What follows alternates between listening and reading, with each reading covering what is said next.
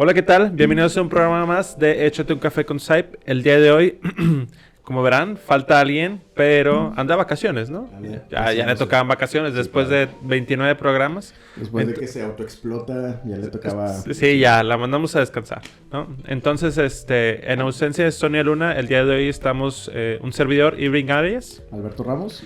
Y pues bueno, hoy vamos a hablar de un tema que estábamos escuchando las frases que traemos, están bastante interesantes, ¿no? Este tema va a ser sobre mitos de la psicología, pero creo que no son cualquier tipo de mitos, ¿no? O sea, son frases que escuchamos muy comúnmente, incluso en la misma carrera cuando estábamos, ¿no? De los mismos pacientes se escucha, en la gente, en los papás del paciente. Los papás de los pacientes, amigos de nosotros incluso, ¿no? O sea, que vienen y nos dicen este tipo de frases, de alguna manera... Sí, algunos compañeros también nos llegan a decir. Totalmente, sí, ¿no? Incluso de alguna manera como tratando de no darle esa importancia a la psicología, ¿no? De te puedes curar de otra manera, puedes no necesitarlo, puedo yo solo, o me pasa esto por esto, no es una cuestión de salud mental. Entonces, ahí traemos unas frases bastante interesantes, ¿no? Que creo que se prestan para el debate. Y pues bueno, las quisimos traer esas frases el día de hoy a ustedes para ver qué opinan, y que las podamos rebotar aquí y a ver qué va saliendo, ¿no? Entonces,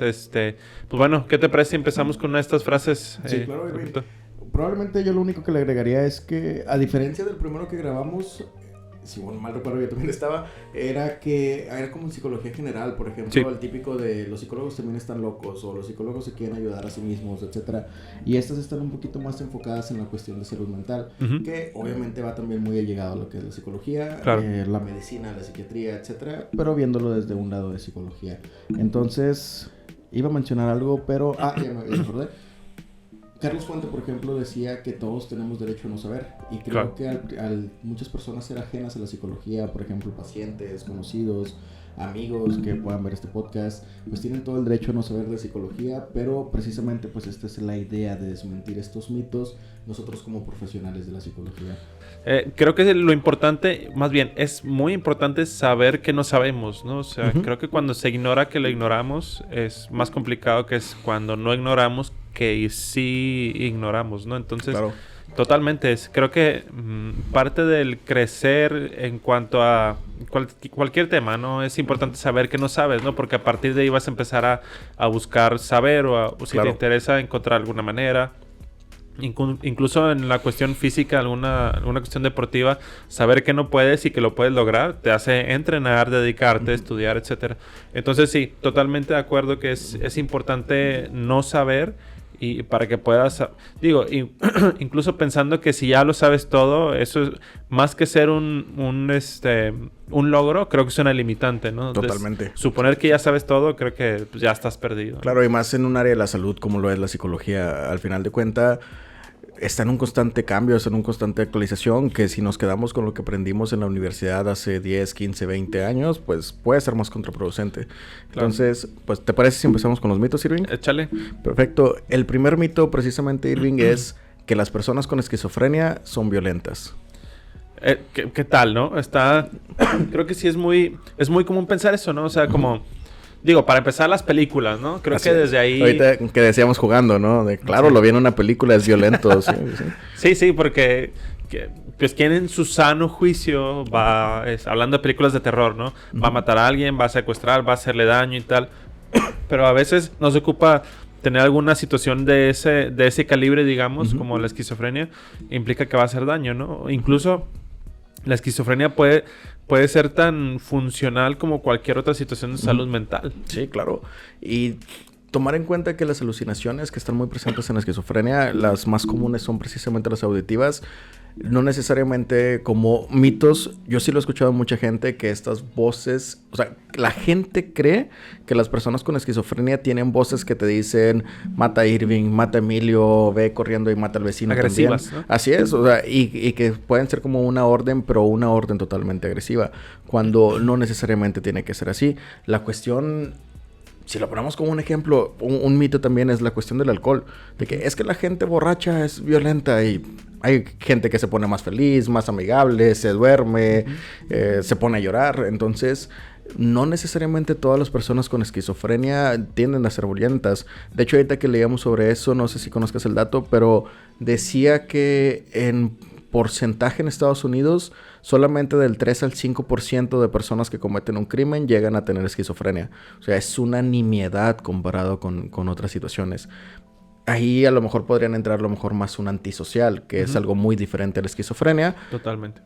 Pero que a lo mejor no vende tanto para la tele, para las películas, como decir una persona esquizofrénica que escucha voces y por ende se vuelve sádico y se vuelve violento y tiene que matar a medio mundo. No, claro. Y es que ahorita que hace rato que hablábamos, me hizo mucho sentido esto de las películas, ¿no? ¿De qué año es la película Psicosis? Ajá. ¿Ves? Sí. Es vieja. O sea, ya más de 50 años tiene, ¿no? Entonces, ¿desde cuándo se va pensando esto, no? Y bueno, vende, ¿no? Vende esta idea. Esta idea del ser humano está dividido. Incluso es hasta morboso pensar en una esquizofrenia, ¿no? A mí me tocó luego conocer a personas que padecían de esto y la gente alrededor de ellos o los que lo recién conocían era ¿y qué hueles? ¿Y qué sientes? ¿Y se ve? ¿Y cómo? O sea, como aliméntame ese morbo claro. y qué pasa y esto y qué haces y cómo lo distingues. O sea, sí hay mucha... Esta misma curiosidad me hace reflexionar y decir que hay mucho desconocimiento de Totalmente. ¿No? Pero al final de cuentas creo que se ha alimentado mucho por los medios de comunicación y los medios, no sé cómo llamarle, diversión, películas, series. No sé si alguna vez te haya pasado, Irving, pero a mí se me han preguntado como con ese morbo de ¿y te han confesado un crimen en terapia? Y es como... Y sí, no te lo puedo decir tal cual, no voy a ir corriendo a ponerlo en Facebook, pero como ese morbo que la gente tiene mucho, inclusive hace tiempo, que fue hace como 10 años que salió este libro del psicoanalista, que también tiene, la verdad no lo he leído, pero tiene una trama así media parecidona, ¿no? Que no sé si tú lo conozcas, y que medio mundo lo leía. Entonces yo me acuerdo que era estudiante y decía como... Es que soy psicólogo, estoy estudiando psicología y es como el psicoanalista. ¿Te ha tocado un paciente así? Yo, un paciente cómodo. Entonces, al final de cuentas es lo que vende. O sea, es lo que te da más fantasía el ponerle ese nombre. Si nos metemos mucho al debate, por ejemplo, otro de los trastornos que vende mucho es el trastorno de personalidad múltiple. Cuando asociaciones, por ejemplo, como la APA, todavía están ahí entre el sí es, no es, claro. Es un tipo de esquizofrenia.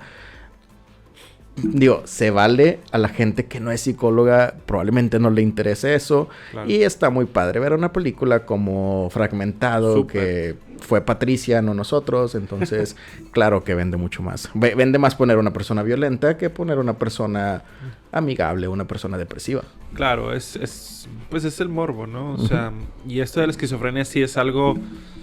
Es más común de lo que pensamos, pero es menos grave de lo que nos imaginamos, ¿no? Claro que hay casos graves, ¿no? Como todo. Como sí, hay claro. Casos graves de depresión, de ansiedad, claro. O sea, de trastorno antisocial.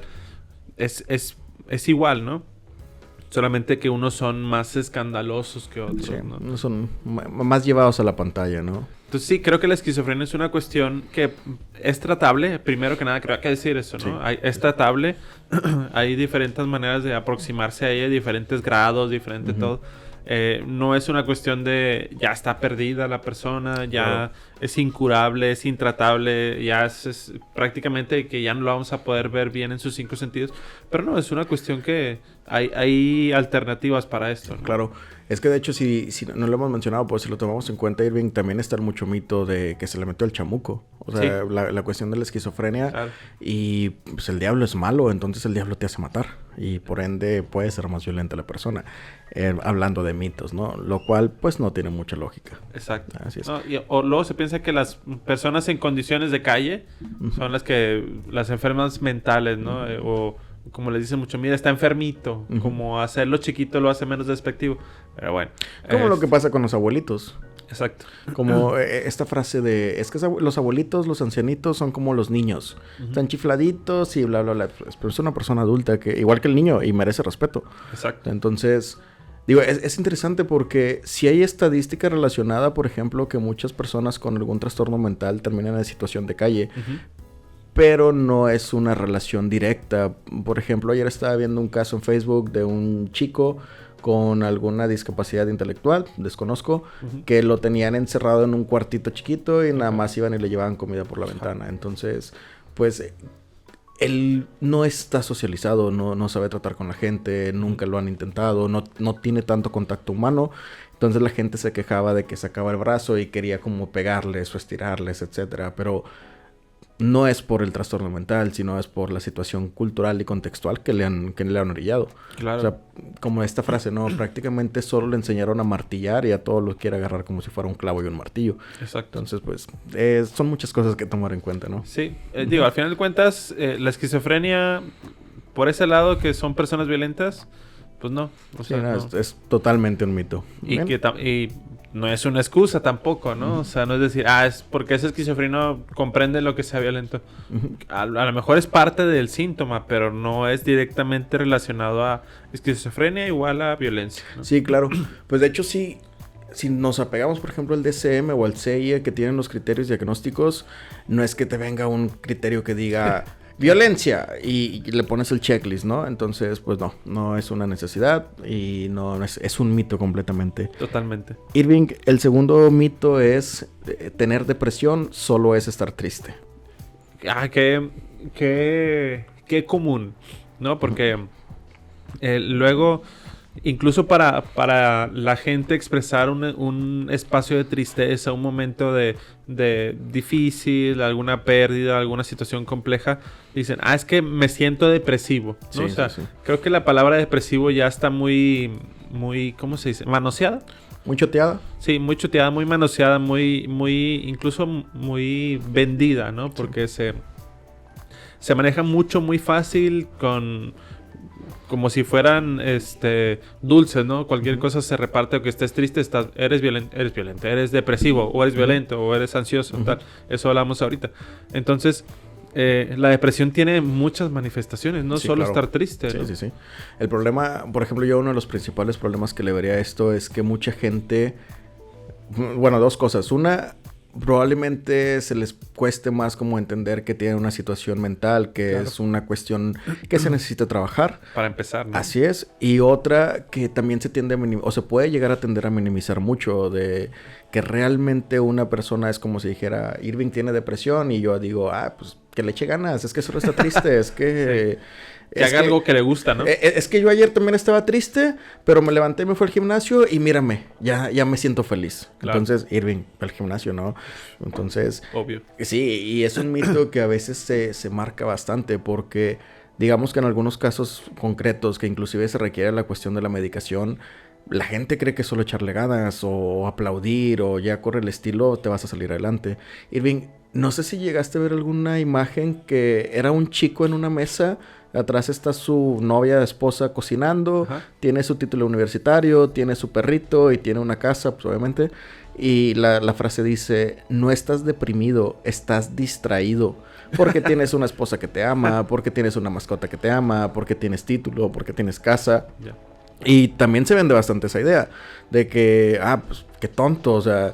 Me siento triste y tengo todo esto, qué tonto. Y eso me hace sentir peor. Es la sea agradecido, ¿no? Sí, ajá, exacto. De que no tienes motivos para estar triste. Como, gracias, no se me había ocurrido pensar en eso. Claro, ya. Fin de la tristeza. Sí, ya me curé automáticamente. ¿Para qué iba el psicólogo? Yeah. Y ese es que es un discurso bien peligroso incluso, ¿no? O sea, porque luego volvemos a todos estos... libros o conferencias, talleres que hablan de cómo eliminar tu tristeza cómo salir de una depresión, como si fuera una situación, un mapa vendible, ¿no? Sí, claro. La depresión se cura así, se mejora así, pero la singularidad del ser humano es que a mí me puede deprimir que se me cayó la uña y listo, ¿no? O sea, porque eso simboliza otras cosas y por ahí va. Entonces, creo que sí es importante saber que la depresión, aparte que no solo es estar triste, pero la aproximación al tratamiento psicológico es muy importante porque no es una cuestión sencilla, no es una cuestión de ánimo, de echarle ganas, de estar bien. De hacer deporte. De hacer deporte, de valorar lo que tienes, sea agradecido. Oye, pero es que estoy triste porque se cayó la puerta de mi casa. Pero tienes casa, ¿no? O sea, hay gente que no tiene casa, pobrecitos. O la típica, llegas tú y me dices, soy triste porque me pasó Irving, eso no es nada. A mí me pasó peor. Claro. Te caíste y pues yo me caí 2 veces. Minimizarlo. Chocaste, pues a mí me chocaron 2 veces. Entonces, como esta competencia, ¿no? De que no nos permitimos sentirnos y que al final de cuenta la gente también busca mucho como una situación muy concreta y muy extrema para poder tener justificación de estar deprimido. Claro. Y al revés, ¿no? También cosas que pueden ser en apariencia o que tendría que ser tristes, no te pone triste, ¿no? Uh-huh. A lo mejor la partida de un amigo, dejar de ver a una persona que quieres, no sé, dejar de ver a tus amigos. Quizás son cosas que sí son importantes, pero no te ponen tan triste como a otros, ¿no? Sí, claro. Y eso también luego puede ser contraproducente porque te llegan luego mensajes de ¿cómo es que no estás triste? ¿Por qué no estás llorando? ¿No los extrañas? Pues sí los extraño, pero... Pero tengo mi forma de procesarlos. Claro. Sí, sí. El siguiente mito, Irving, es que las enfermedades mentales no afectan a los niños. Obvio, los niños son inmunes. O sea, ¿qué preocupación tienen? Nada más sacar un 10. Y jugar. Y bueno, ahorita en la pandemia, pues, no sé, ni van a la escuela, entonces, ¿qué se pueden complicar? No, Tienen si están todo. tristes, pues, listo, les das algo, un juguete, ¿no? Está chiflado. Sí, pues si está triste es porque está chiflado. Está chiflado, tiene sueño, tiene hambre, ¿no? Sí, pero ¿qué motivo puede estar triste, no? No, qué peligroso, porque eso luego no se atiende, ¿no? Sí, claro, sí. Hay estadísticas de suicidio que empieza de 4 o 5 años, ¿no? O sea, intentos y suicidios de niños. Sí. O sea, que dices, algo está pasando, ¿no? O sea, y también, no sé si lo has escuchado como en psicólogos que niegan la presencia de depresión o ansiedad infantil. Uh-huh. Que muchos lo justifican de que no, es que son las farmacéuticas queriendo vender dinero. Es como, espérate, pues sí ha pasado casos de intento de ideación suicida en niños, en casos de ansiedad, casos de que empiezan a perder cabello, por ejemplo, en niños. Caray. ¿Cómo vas a negar eso? ¿Cómo vas a decir, es que no, está ansioso? Pues que no esté tan ansioso. O sea, relájese. Llévalo al parque, ¿no? Llevas al parque a jugar como si fuera cualquier cosa, como un mejoralito, ¿no? Entonces, creo que también es una problemática bien marcada. Y si hablamos desde el aspecto biológico, la cuestión de canalizarse a un paidopsiquiatra les hace mucho ruido a los papás. Uh-huh. O sea, no quieren contaminarlos, no quieren hacerlos dependientes, es que el médico no sabe, entonces también es pues como dices, un mito peligroso. ¿Quién va a conocer más a mi hijo que yo? Exacto, sí, también lo he escuchado bastante, ¿no? Digo, pues igual el paidopsiquiatra solo sabe de químicos, medicina y esas cosas simples, pero no conoce al niño, entonces... ¿Qué le vamos a hacer caso, no? No, y es que, híjole, si de por sí a veces como adultos o adultos jóvenes o adultos mayores o la población en general es un poco renuente a la atención psicológica, a la salud mental, ahora imagínate llevar a tu hijo, ¿no? Porque luego también es esta idea de qué va a pensar la familia, claro. Qué va a pensar la familia de nosotros, que nosotros le hicimos algo, que lo estamos maltratando, qué va a pensar la gente, sus amiguitos, y si le dice a sus amigos, es que yo voy al psicólogo, o me llevan con el psiquiatra, con el psiquiatra, y tengo 7 años, y luego, pues, las opiniones, aparte desde la ignorancia de ¿cómo lo llevas chiquito? ¿Le va a hacer mal el medicamento? Sí, ¿Lo va a hacer dependiente? ¿Qué le va a pasar a él? ¿Y qué tal si lo empeora? O sea, son muchas cosas que se entiende que se habla desde la angustia. Claro, pero la angustia en esas situaciones creo que se puede superar con información. Sí, ¿no? Sí. O sea, es hasta cierto punto sencillo, pero es difícil aceptar que se necesite y que requieres informarte. Claro, es que también como que es una idea muy de un mundo construido para adultos, porque claro. No sé si existe una palabra concreta, pero ayer hablaba con alguien y mencionábamos que inclusive en psicólogos, por lo menos cuando yo llevé la educación, la formación en la licenciatura, sí se tenía mucho la idea de que los casos fáciles son los niños. Claro. Y ya cuando ya sabes, ahora sí con adultos.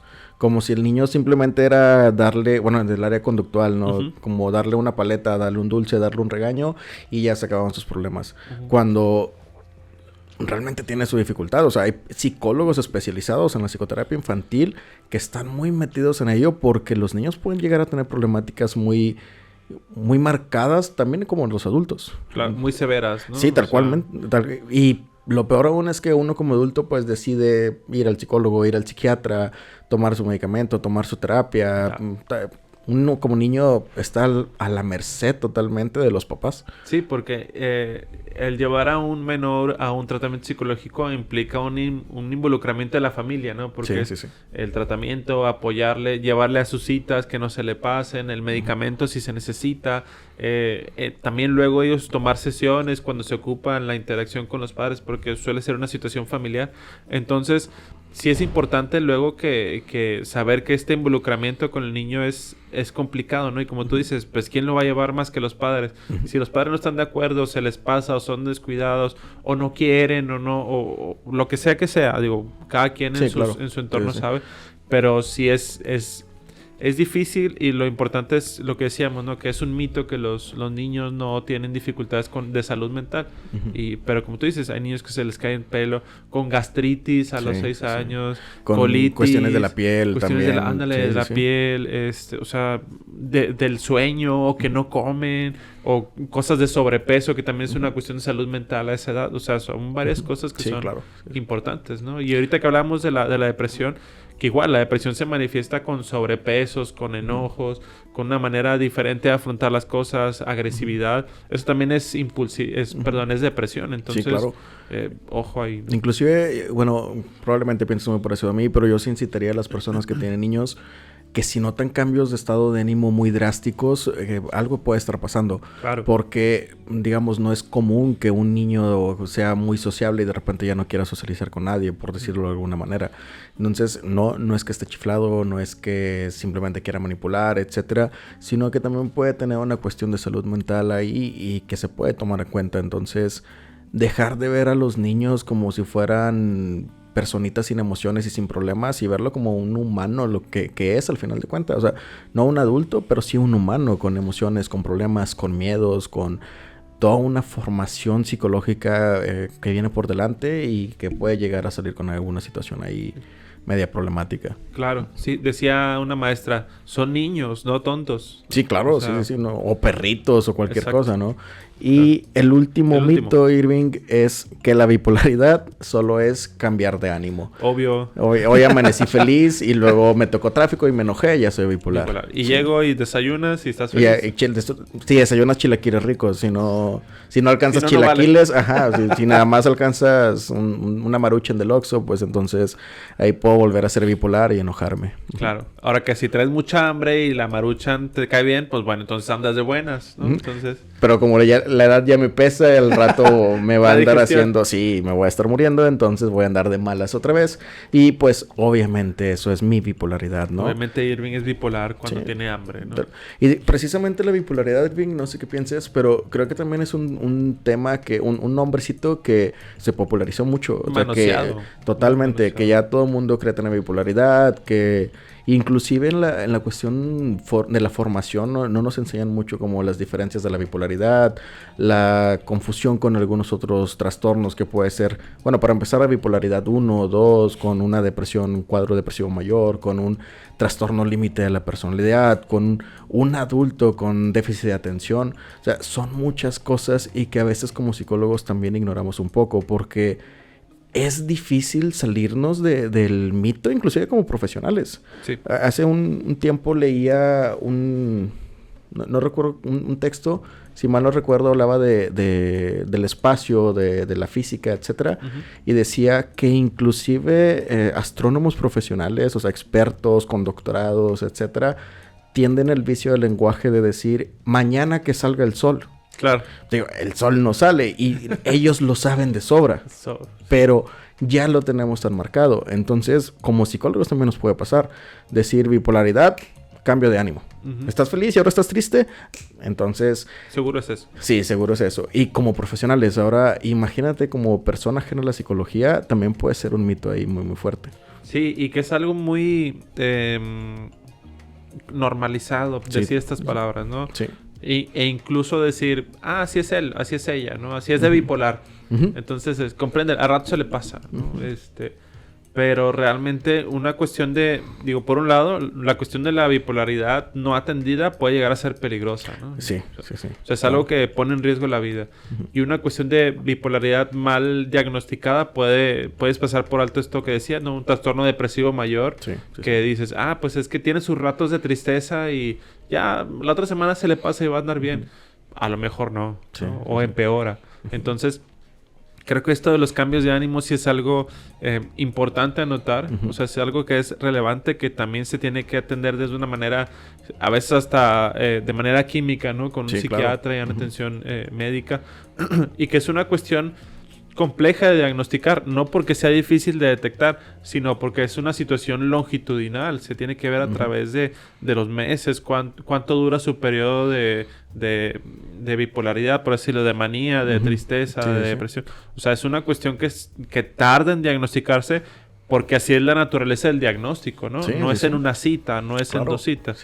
Si tu psicólogo o psiquiatra te diagnostica bipolaridad en una cita, pues hay que revisar bien, ¿no? Una bandera amarilla, claro. Yo buscaría una segunda opinión. Ahora que si ya vienes diagnosticado y le das seguimiento, bueno, es otra cosa, ¿no? Totalmente. Pero es una cuestión compleja de diagnosticar y no nada más por cambio de ánimo, ¿no? Igual antes de terminar, Irving, sí me gustaría comentar que como personas, como humanos, tanto tú, yo, cualquier persona que esté aquí escuchándonos, etcétera, podemos llegar a tener cambios de humor porque es totalmente normal. O sea, poder ir manejando. La vida es así. Sí, tal cual. Poder manejando, ir feliz con mi pareja, se me atraviesa alguien, enojarme, insultarlo y volver feliz con mi pareja. Porque son cosas que van pasando. Entonces, no caer en ese juego de decir, es que es bipolar, porque vienes tranquilo y luego se la rayaste al otro y luego sigues tranquilo. Sino entender como, ok, no, son situaciones concretas, son emociones, a todos nos pasa, tienen una presencia, no raya necesariamente en una cuestión mental. Claro. Entonces, y creo que esta palabra debe ser importante que sea cuidada con personas que tienen cierto estatus de poder. Por ejemplo, maestros, doctores, licenciados de algún tipo de profesión. Porque me imagino diciéndole un maestro, una maestra a un niño o a un adolescente, es que tú eres bipolar, y que el alumno pueda googlear qué es ser bipolar y que de pronto desate otra cosa. Entonces, sí hay que tener cuidado con estas cosas del lenguaje, ¿no? Muy bien. Pues bueno, Irving, ¿hacemos cierre? Sí, pues ya se nos acabó el café. Quedaron ahí todavía algunos mitos. Quizá empezamos con una segunda parte. Y pues bueno, antes de retirarnos, me gustaría recordarles las redes sociales. Nos pueden encontrar en YouTube, tanto en YouTube como en Instagram, como Centro Psicológico SAIP. En Facebook como Centro Psicológico Integral SAIP. Y en Spotify como Échate un café con SAIP.